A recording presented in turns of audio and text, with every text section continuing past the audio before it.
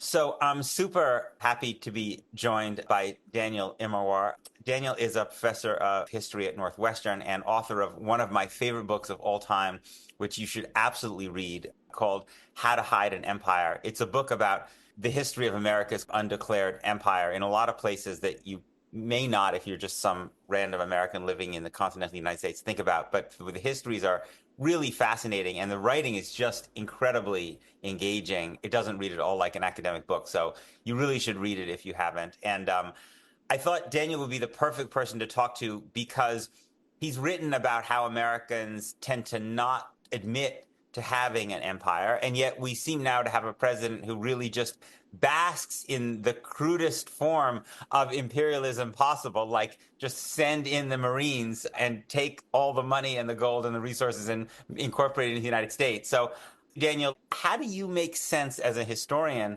of the way Trump is talking about Greenland, Panama, Canada, Gaza? Like, how do you make sense of it? Yeah, there's two possibilities that loom in my mind, and they point in slightly different directions. One is this is a highly successful trolling operation, uh, right? And Trump knows how to do that. So there are some things that are not just speculative, but are happening right now. Trump's rejection of environmental constraints, Elon Musk's takeover on behalf of the executive branch of parts of the government, and the headlines are all full of some comments Trump has made about Gaza. So A distraction. yeah, or maybe not even fully a calculated distraction in Trump's mind, but just kind of the flood the zone strategy that has tended to work for Trump pretty well. It works for the base because he says something transgressive, and that's part of the appeal.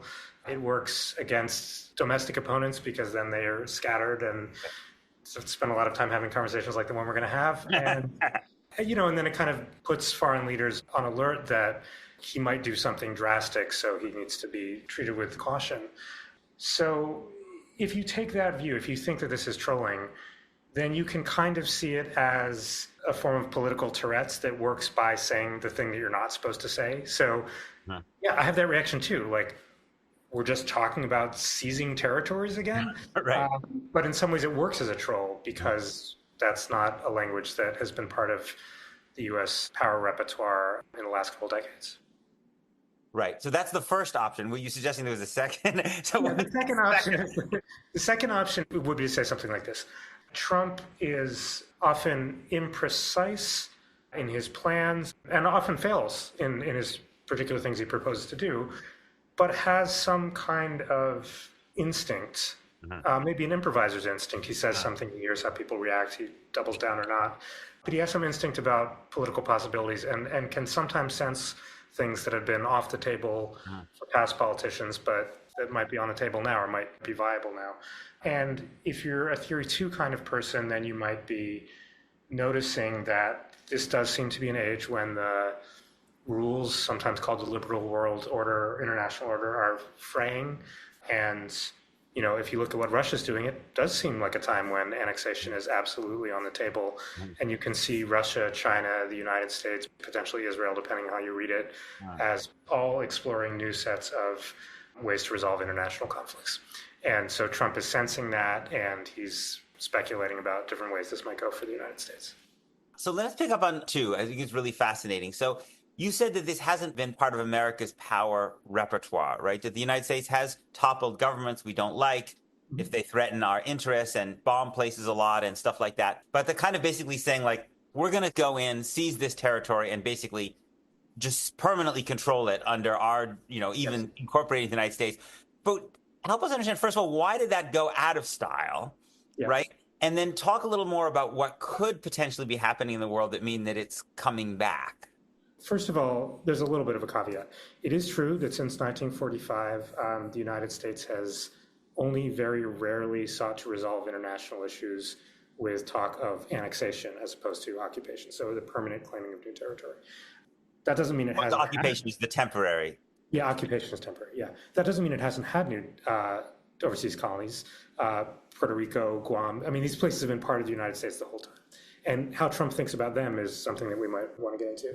But I think the hopeful notion since 1945 has been that the United States has superintended a pattern of power relations that has allowed powerful countries, including the United States, to have reasonably secure access to the kinds of things that it needs, strategic resources, access to trade, such that locking down a trade partner as a colony or locking down a source of resources like oil as a colony, that hasn't been necessary and that would be met with significant international rebuke.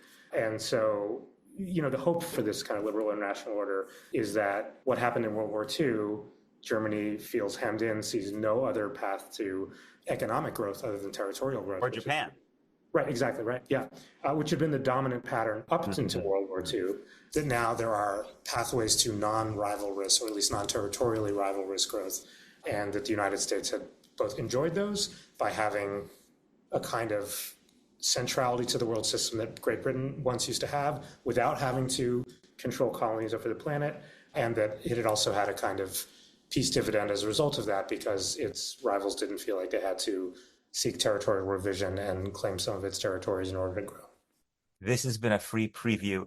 If you'd like to hear the rest and support my work, please consider subscribing at peterbeinart.substack.com.